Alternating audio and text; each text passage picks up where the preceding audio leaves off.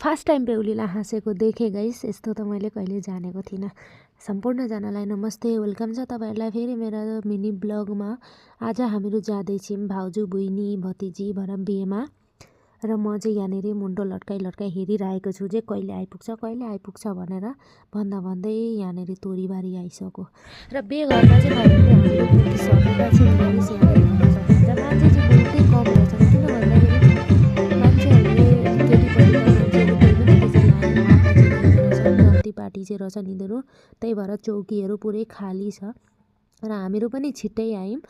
र यहाँनिर यी चाहिँ बडी माता हुन्, यिनकै भाइको छोरीको बिहे हो र यहाँनिर भित्र हामीहरू जाँदैछौँ। सामानहरू पनि काफी दिएका रहेछन् सबैजनाले भएर बिहे भएको अब होइन।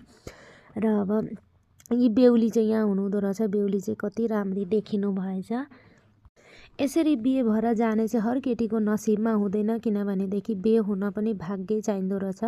र मलाई चाहिँ बिहे गर्न भनेपछि राम्रो लाग्छ, किनकि सबैको आशीर्वाद सबैले होइन यसरी बिहे गरेर दिन्छन्, राम्रो लाग्छ।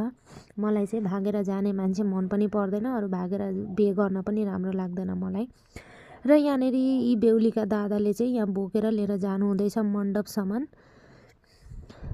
मण्डपमा चाहिँ अब पूजासुजा गरेर अनि गोडा धुन्छन् होला, त्यही होला। अब त्यस्तो त मलाई थाहा छैन, तर अब जति जान्दछु मैले भनेको। र यहाँनिर चाहिँ एक से एक बढकर केटीहरू, कति राम्रा देखिएका केटीहरू पनि। बेहुली घरमा होस् या बेहुला घरमा होस्, जबसम्म बाजा बजाउँदैनन् तबसम्म चाहिँ बिहे घर जस्तो लाग्दैन, होइन र गाइस? तपाईँहरू पनि भन्नु।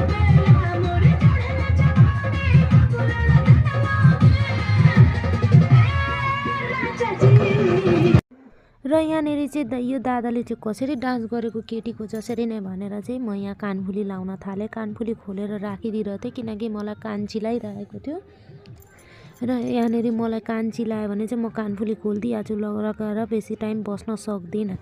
त्यही भएर फेरि अनि सोचेँ लगाएन भने फेरि कस्तो देखिन्छु होला भनेर फेरि मैले लगाउन थालेँ र आफैलाई निहार्न थालेँ। अब तारिफ गरिदिन त मान्छे थिएन नै।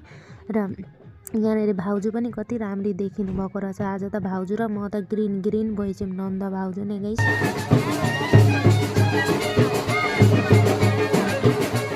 र यताको साइड चाहिँ अब के अरे गोडा धुन थालेछन् बेहुलाको र बेहुलीको चाहिँ। बेहुला चाहिँ कस्तो रिसाए जस्तै हो, खाना खाँदैछन्। खानामा चाहिँ के दिएका रहेछन् त्यो चाहिँ म देखाउँदैछु। र यहाँनिर चाहिँ म हात धुन थालेँ। अब मजाले मान्छेले चाहिँ अब के भन्छन् होला भन्दै हात धुँदै गर्दैछु गाइस। 1 घन्टा लगाएर मैले दौडै हात धोएँ, 2-3 गिलास पानीले